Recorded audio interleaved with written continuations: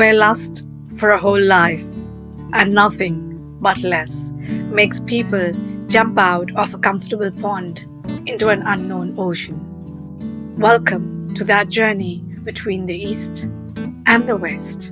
Who says Rolling Stones don't gather moss? Hello, everyone. I am Meenu Gupta, your host for the day, and I'm delighted to have you join me every week as amazing people share their incredible and inspiring life stories of straddling continents. Thank you.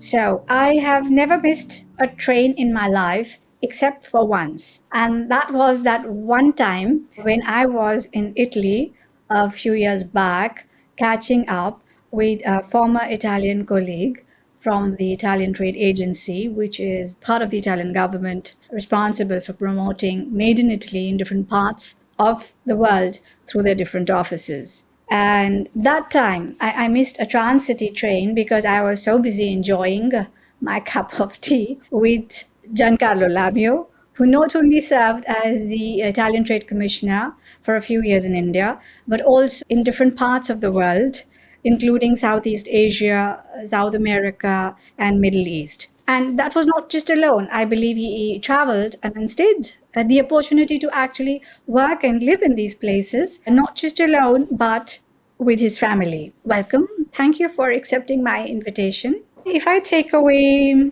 the labels, now all have a name, worked in different places. If we didn't have all that, if I take away all that, how would you describe yourself in one line?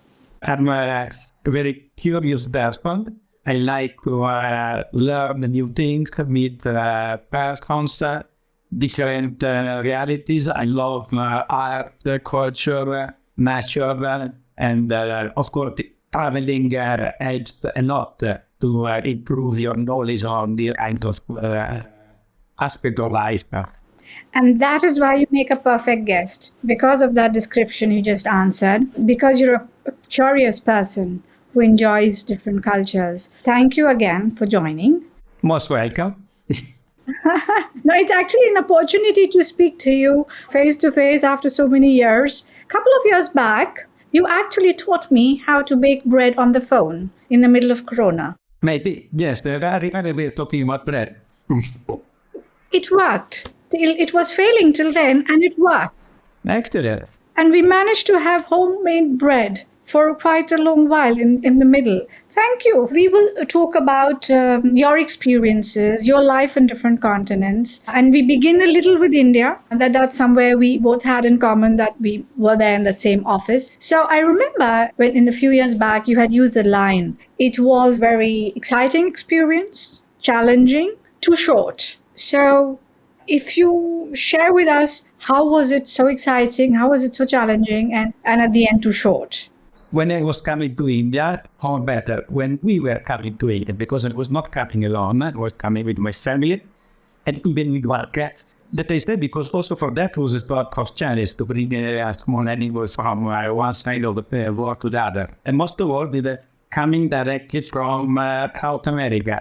That was a completely different reality as cultural and geographic-wise. So, and for me and for us, it was the first time in Far East, to come and to live. It's not for short touristic trips.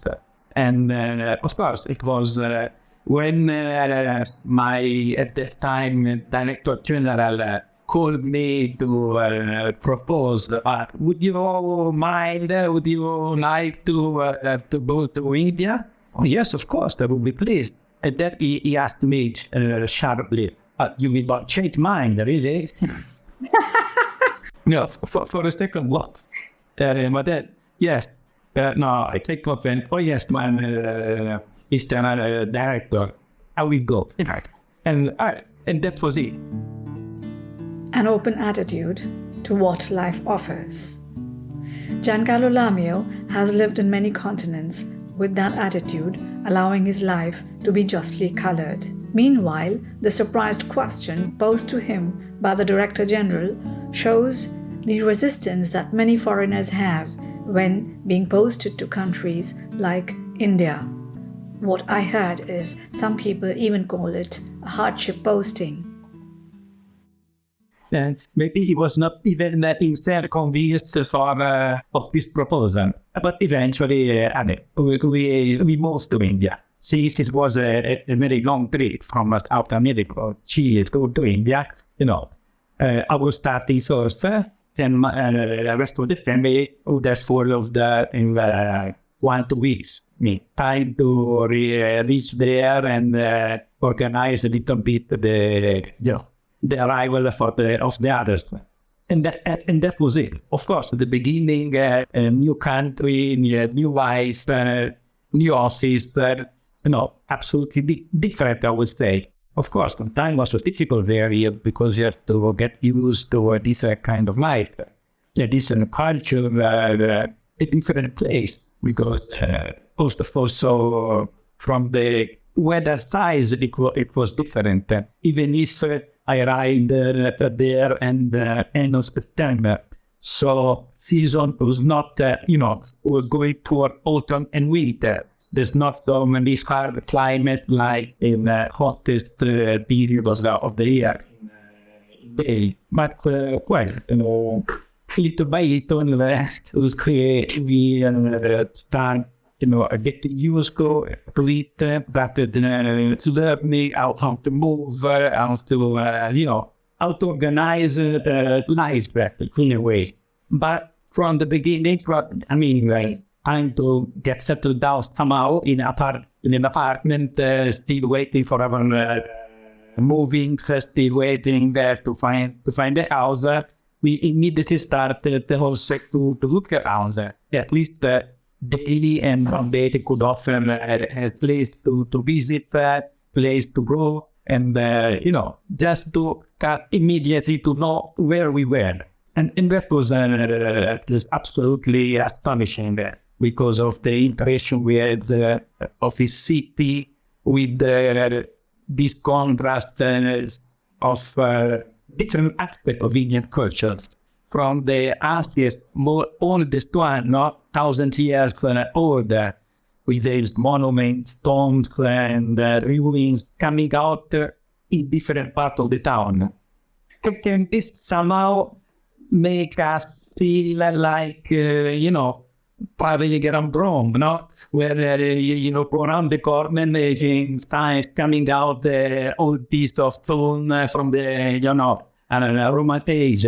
Somehow the day was something like this because you go from one place, the wood and artifacts are coming out or ruins of some old tomb or some old part of old town.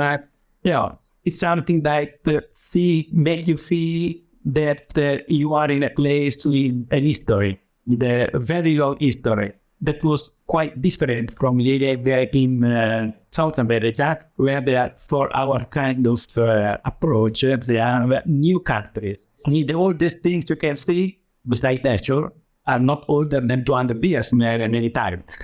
That's quite, unusual, for us living in Italy, living in Europe, living in, or traveling around Italy, cities like Rome, Florence, or any other place where in the Mediterranean, when you see antiquities and testimony of human presence dating back for thousands of years.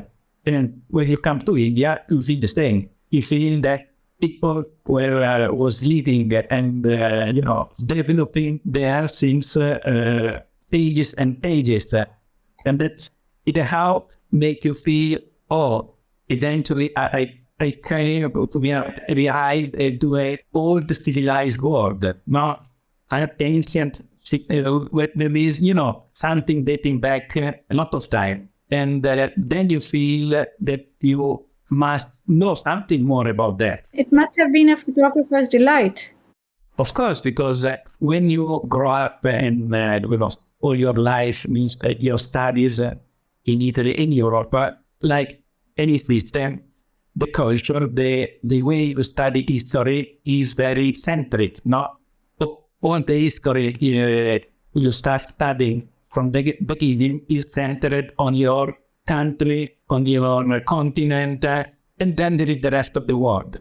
When you come to another reality like India, you see that, oh my God, in the meantime that our civilization was going through its development, somewhere else, there was something different that was following the same path.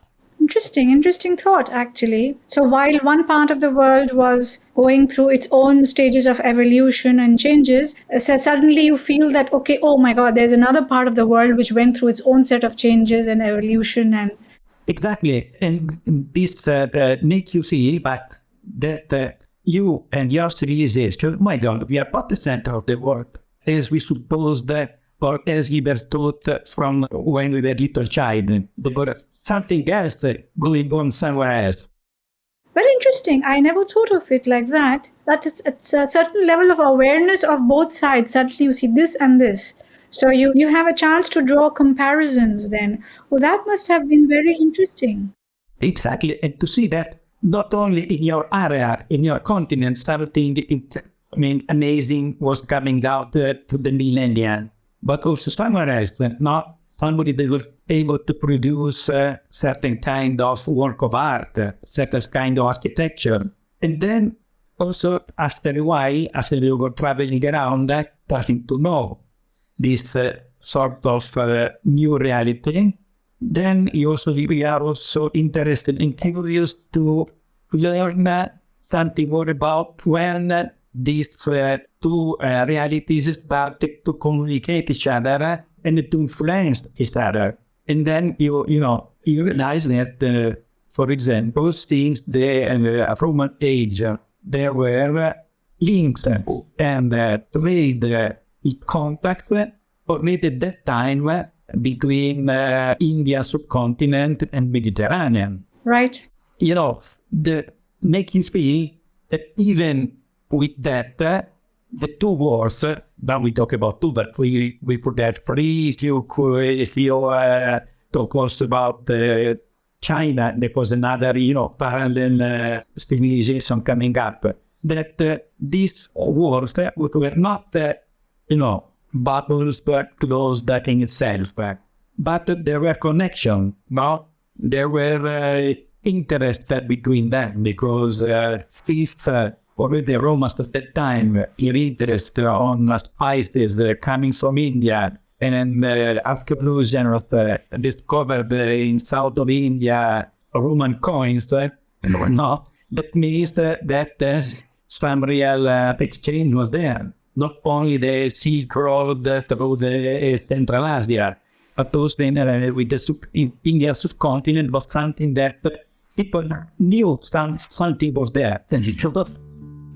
Giancarlo throws a fresh perspective on living in different countries, particularly the ones with really ancient civilizations like Italy and India. The feeling of wonder one sometimes forgets to indulge in when comparing how one civilization evolved while one was living, working, growing, and developing in another country. Yes, no, truly, actually, that many hundreds of years back, India was called the Golden Bird at that time. And different parts of the world, including, as you mentioned, and from the Mediterranean, people wanted to have access to the spices and the riches and the silks and so on at that time before the British rule happened. So, which of course was a pity and it went down in the ruins. But therefore, I always have a question which I'm curious to ask. When people say developing world and the developed world, I always question, I have a question of definition. Why are they calling this part of the world developing? Probably in which context are they calling it? So you get where I'm going with that? Well, I think that this notion of developed world and underdeveloped world was something coming out from the Industrial Revolution starting 17th, 18th century, when the European continent and then North America started this kind of development due to the application of scientific discoveries of the centuries before that made Europe the center of this scientific and technological development. So any other part of the world that was not part of this was treated like underdeveloped. Yeah, which is sad because under the British rule, India lost a lot of its old, because there were a lot of discoveries which happened in this part of the world, which were lost along the way. For you, you're a photographer as well. I'm not a photographer. But I saw some of the photos, by the way, and it must have been a photographer's delight for you, the different impressions.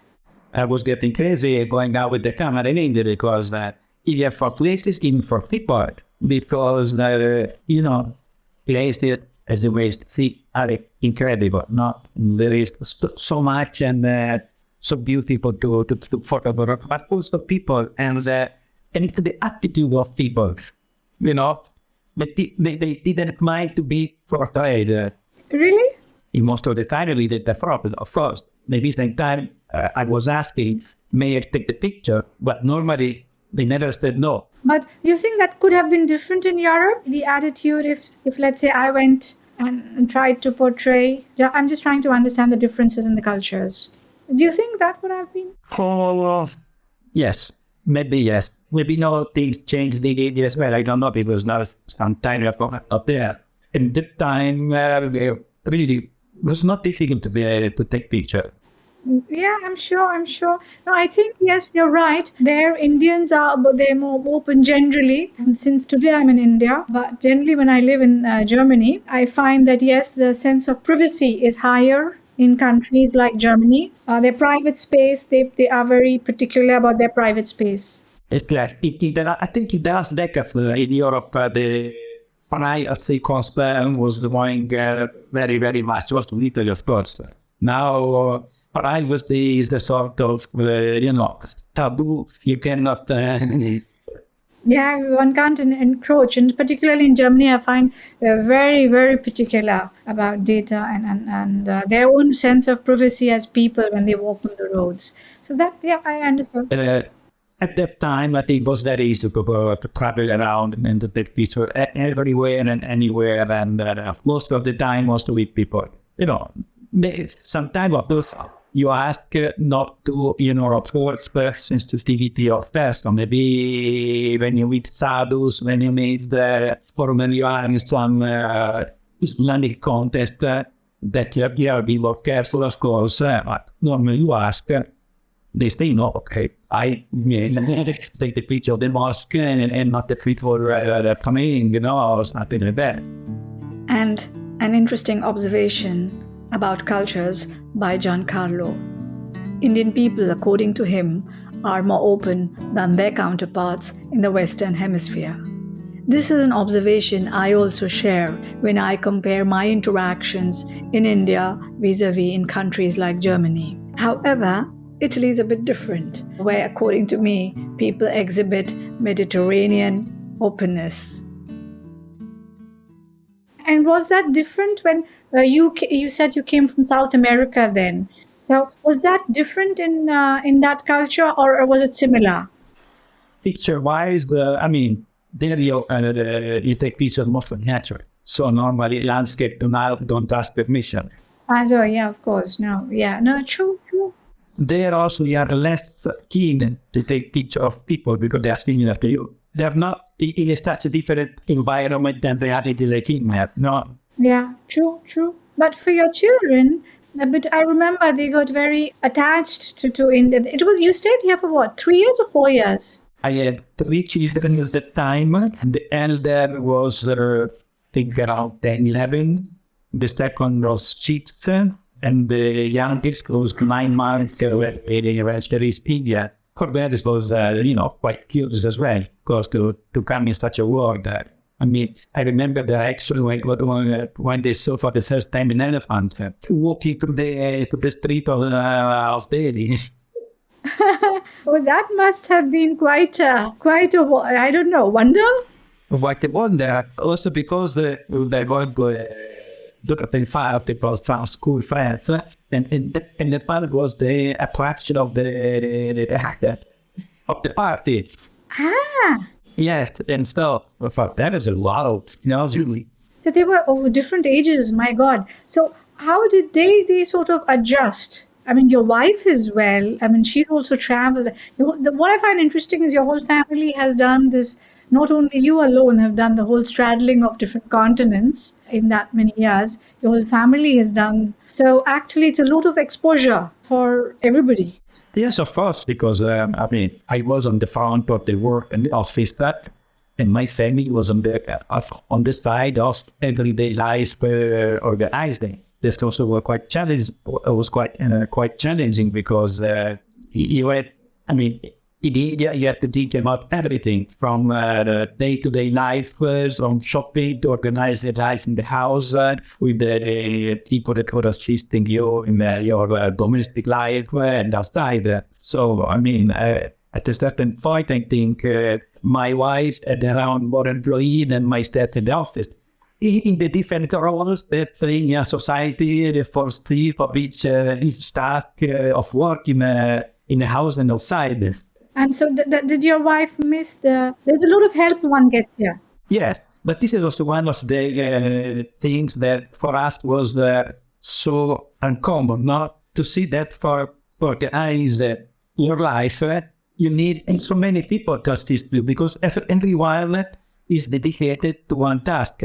That meanwhile, not somewhere else that when you have an house assistant, she probably can do, all what is needed to manage house life.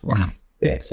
Instead over there, you need a driver, you need a cook, you need a cleaner, you need a gardener, you need the one that cleans outside and one that cleans inside.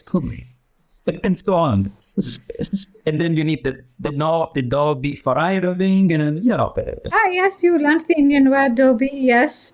Exactly. And so, how did your wife adjust first to that and then readjust later while leaving? I think, takes some time to adjust there, but that, all this made the life easier. Then the task was to come back to our reality, where she had, of course, to go back to work, so to divide their time between work, children, house, and first time was quite tough. Now that I totally understand. When one gets to countries like India in the East, so one gets used to a certain. As an Indian, I was very used to it, or I am very used to it. And when I travel back and forth, I come here and oh my God, this is so nice. So right now I'm in India for the last 4 days, and I'm trying to lap it up all. So the conveniences, yes, are there. One is privileged to have the conveniences, and I'm actually very grateful for that. But a lot of us take that for granted. As an Indian, I can say that. And then when one travels there back, and then one says, "Okay, we have to handle everything on our own without the support." So yes, that is a huge difference. When you lived, or before we leave the question of India, your children got very attached, right, to the country Oh, yeah. when you left. I remember you mentioning they cried. So what was it that they must have loved either the place or the people or the atmosphere, something which must have really, because if I remember the youngest was 9 months and the other one was I think 6. I think your son was older. 60 years. Yeah. So they appreciate the mix of all this because, of course, we were living in a big house. Each of them could have his own room, his own space. But when you live in places like India or somehow you live abroad in a community of expatriates, you have a very active social life. You are always out meeting people or doing something because you have more time, because you have more opportunity. And that is quite different from where you come back to your reality when you have, your day is scheduled hour after hour. Yes. Now, which is true, then the hours that you have, they have 24 hours in a day. And if those a few hours are allotted to doing different things, normal life functions, and somebody else is doing it for you, then you actually get those extra hours to do something else you might enjoy doing. Exactly. And then also be in a new place, but there is also a lot of new things to see. There is also a mental attitude, because when you are at home, even if, you have a beautiful things to see beside you, oh yes, this is the somewhere, fun I go. When it's fun I go. When you are outside, in the competition like that, right? Then you know that you will be there for a while, but because this is part of the game. Then you try to get all spare time for the opportunity you have to, at least for us, to see as more as possible and to learn as much as possible, because that's, you don't know when and if you will get back there, or we have a so easy opportunity to learn and to see all what you have around. To discover the place. I remember that was the word you'd used some years back. And I totally agree, because while living in Delhi, I literally, honestly had not seen, or I still don't know, so many parts of Delhi, which now on this trip of mine for some weeks, I'm now discovering and showing to my family, to my husband and my son, my son is also German now. So I'm seeing everything with new eyes as an observer, and it's really different. And I remember when I started living in Hamburg, I asked my husband, because he'd been there for like since his childhood. He literally didn't know, okay, which place should we go to? So I had to actually resort to Google and some friends, and I discovered places. I discovered amazing restaurants, and even during the time of COVID, every weekend we were out, either climbing a mountain or walking along a river or trekking in a forest. And he never did that because he lived there. Everything was ordinary to him. This is the point. Discover the place where you live. It's a different attitude we bring. True. When you are there, when you are still busy with your profession, with your work, we go through it without, noticing or seeing or having the time to appreciate it. Yes, that happens. I'm very with you, and I'm trying to do that now, taking advantage of my family's presence here also. Together, we are discovering places like tourist temples and places to go to. We are doing that. I'm lining up. I'm listing things, googling and taking out. But what was it like for you while your family had its own set of challenges, and I think they enjoyed also a lot of stuff. But for you also at the workplace must have been, when you were traveling for two different countries and staying there, each country must have been, including India, including you came from South America at that time, and I think there was some time in between you were in the Middle East. The work culture must have been also very different in all the countries, right? Yes, absolutely. And this is something also that's in our kind of job is very not. I think it's very useful now, because you must learn how to deal with the different kind of teams of people, and what you have to learn to is not to try to impose 100% your attitude of working.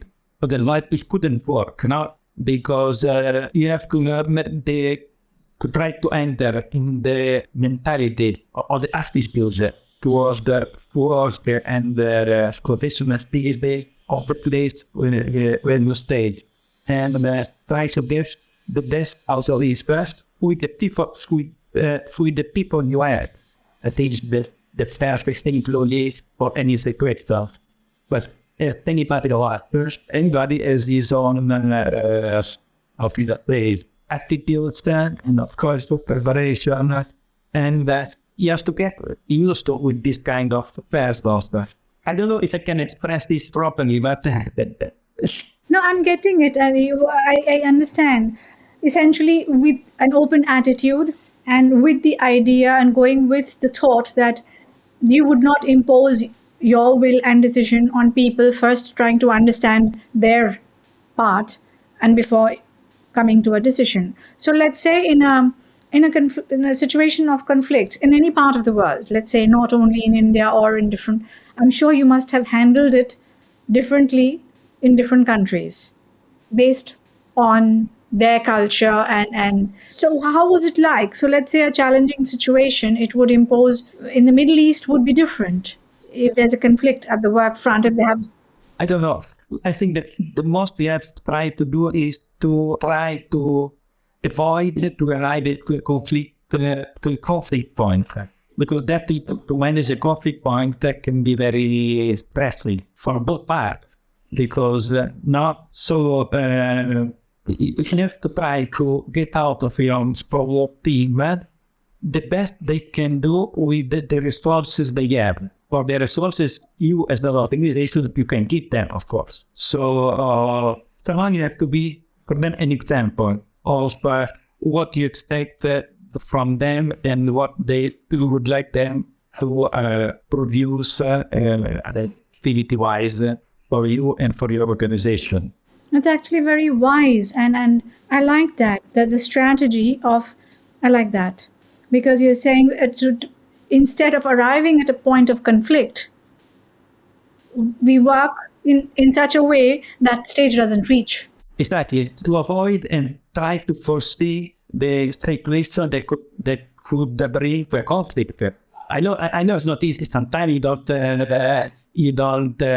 manage to do it because maybe you are under stress, you are under pressure from maybe short time activity to do or any kind of external situation.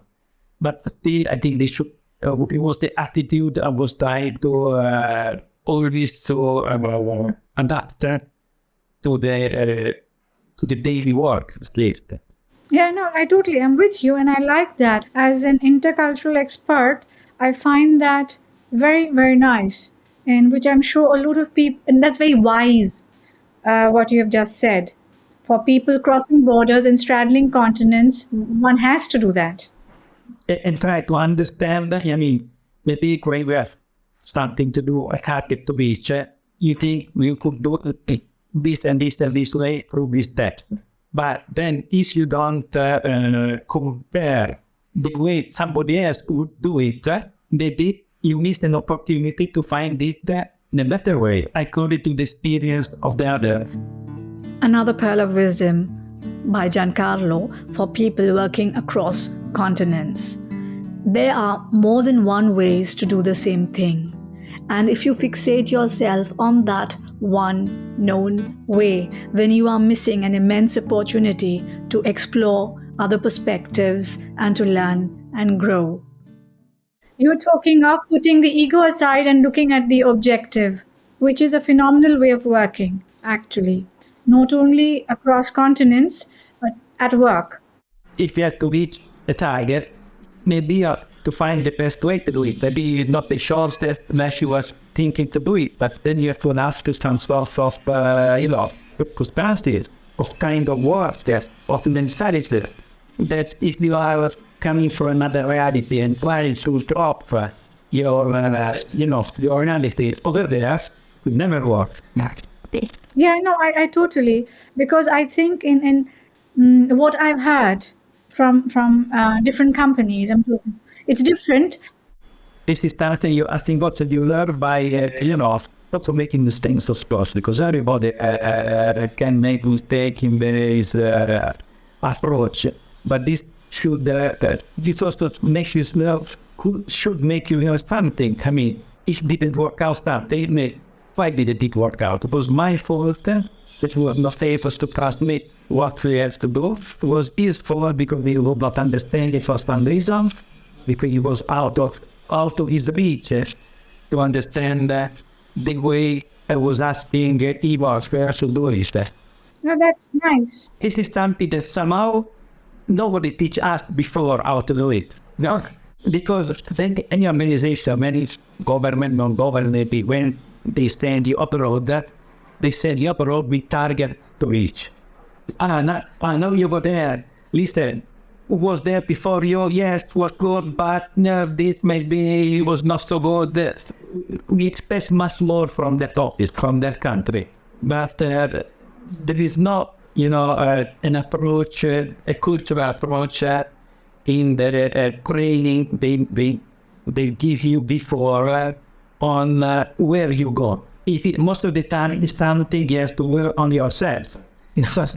Which is so right. Actually, I was discussing this subject with another person yesterday, a lady who's just set up some years back, G100 global platform, and we discussed the peace initiatives across the world. And a year back, I had the chance of interacting with an organization in that area. And I was surprised because that was an academy.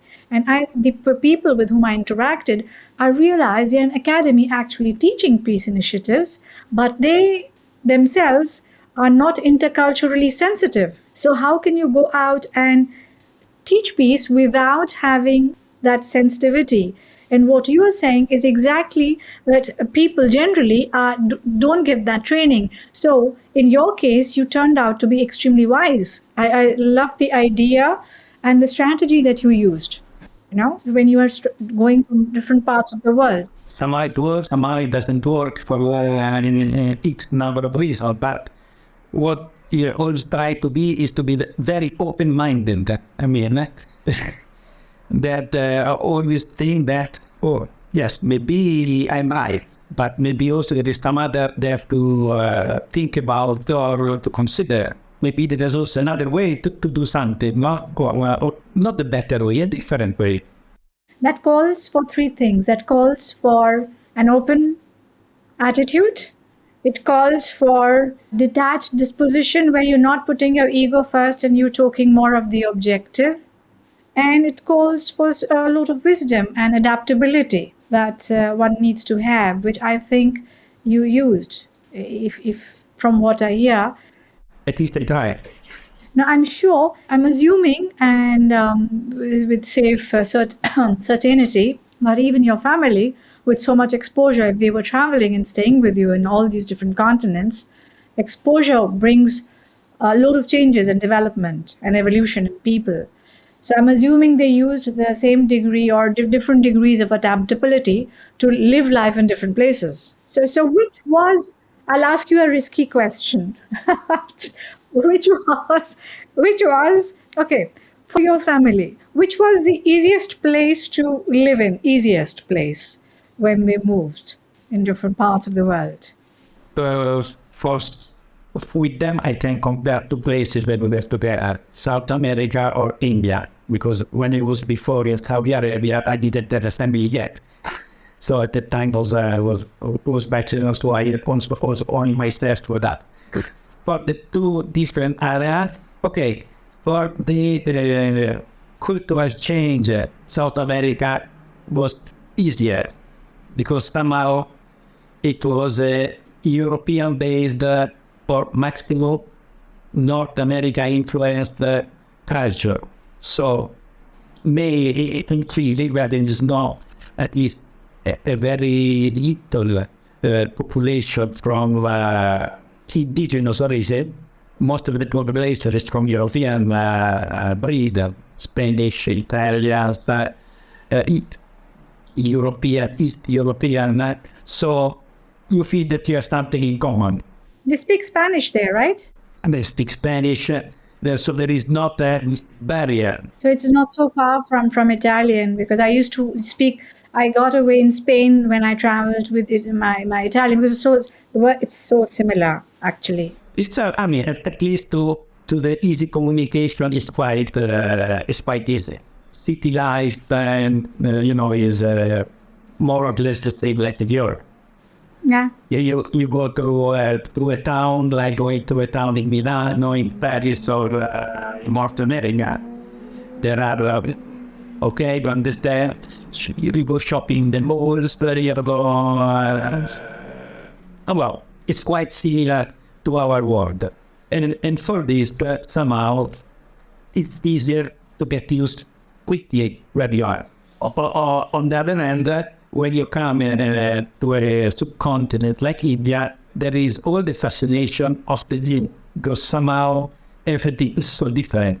But also is this make it more exciting, because there is so much new that you can learn and do it.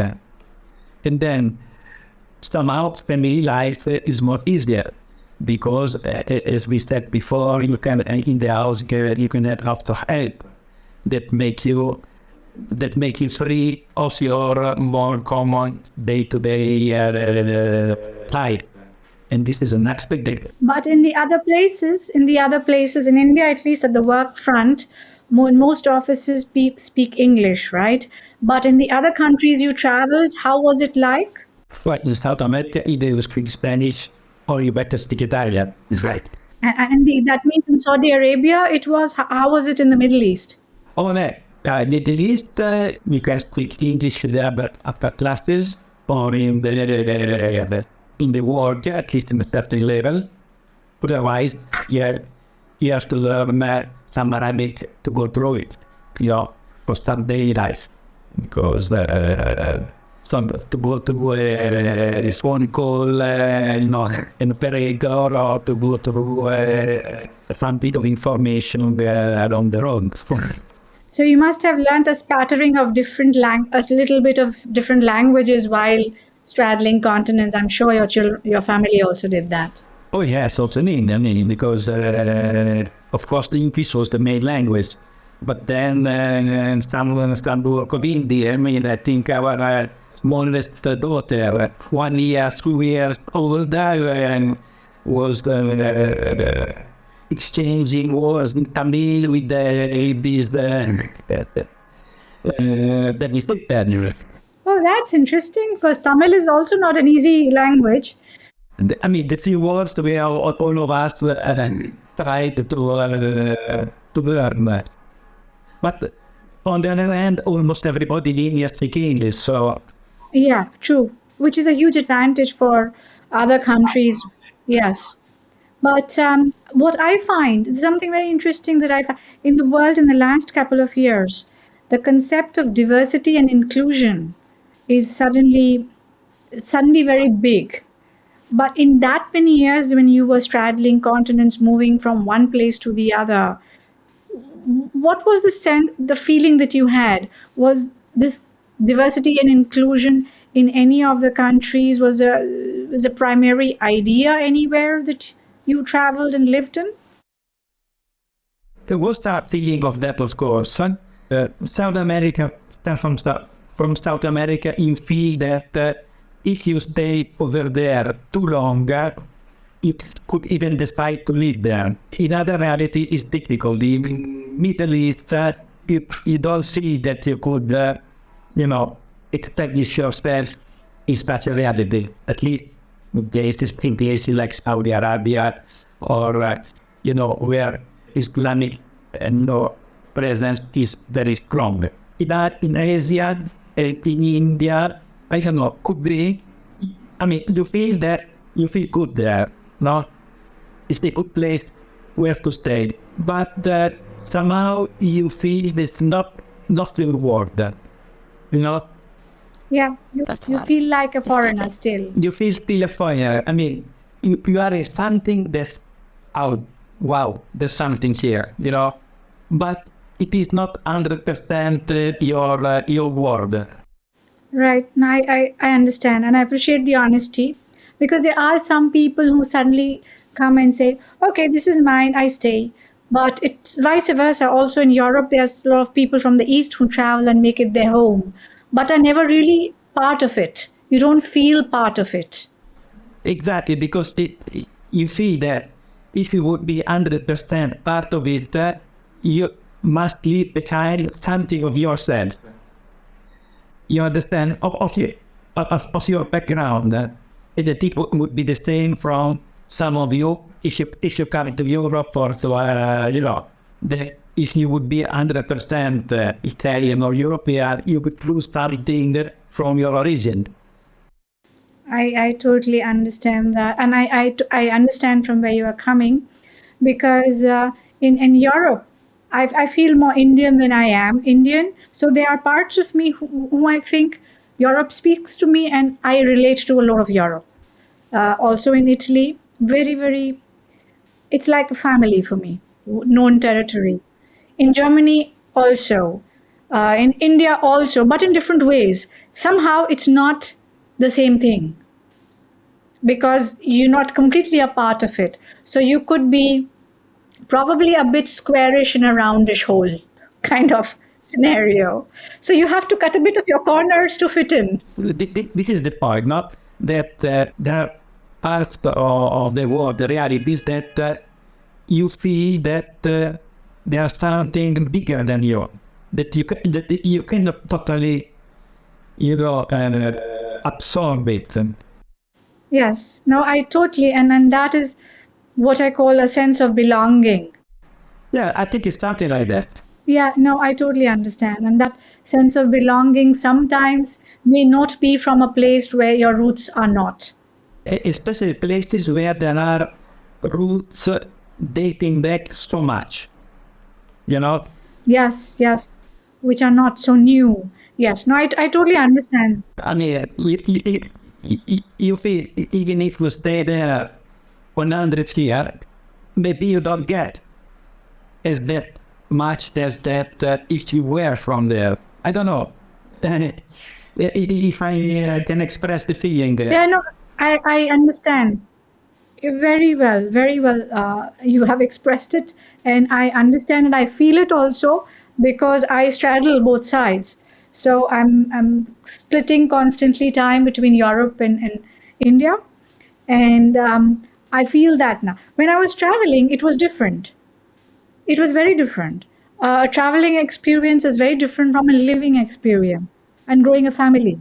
Yes, because 2 weeks, 3 weeks, 1 month, it is not, part of your life so intensive. Then when you move, Yes, you arrive as an observer. exactly. In a traveling place, you are an observer for an experience. And when you're living in a Yes. place, you're no longer an observer, you are the experiencer. You know it will be for a while.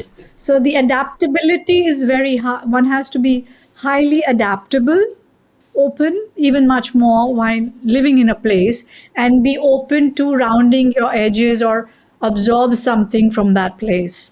So, yes, I truly feel that in both places. Now, thank you very much for actually there are a lot of parts of you which I didn't know, and a lot of wisdom, by the way. The strategy that you used in approaching Maybe I'm getting old. no, it's actually nice in terms of an intercultural attitude. It's very nice, and it's very important what you mentioned about not only adapting the approach in different countries. So, especially for people who do that, is there something inspiring that you would like to leave the listening audience with about your jaunts across, about your life or living in? It's not only traveling, you've lived deeply with your family in different places. So, and without knowing it, you've shared a lot of wisdom, by the way. Well, what can I say? I would suggest always career, like the open mind attitude that we were talking about already. I think curiosity. I mean, you have to be curious about everything, because from the attitude of being curious, you always can find something or that you don't know, that you are not thinking about, that was not apparent at the beginning. And never think to be on the always on the high side. Yes, so we are speaking of working without attachment to the ego, that it's more the objective, and the curiosity to discover. So essentially, wearing the pair of glasses. And not glasses, that you don't stay Yes. on the side. So I call it to avoid the horse mentality and to be open and curious. Absolutely, to be open. Also to think that we are not the only one in the world. I mean, there are other realities that you should be ready to accept and to consider. So curiosity to discover the world and the wonders of the world. So thank you very much. Most welcome. An open attitude, curiosity to discover, retaining innate wonder, ability to step back from a fixed perspective and explore other points of view. These are some of the nuggets of wisdom that Giancarlo shared with us today from his journey of life to absorb multiple colors of different countries. He did gather some Moss people. Thank you for listening to the series Between the East and the West. Do subscribe to the channels mentioned on the site in case, of course, you liked what you heard. I am Meenu Gupta, the host of the series, and I'll be looking forward to your comments. We love feedback. Thank you once again. Namaste and bye-bye.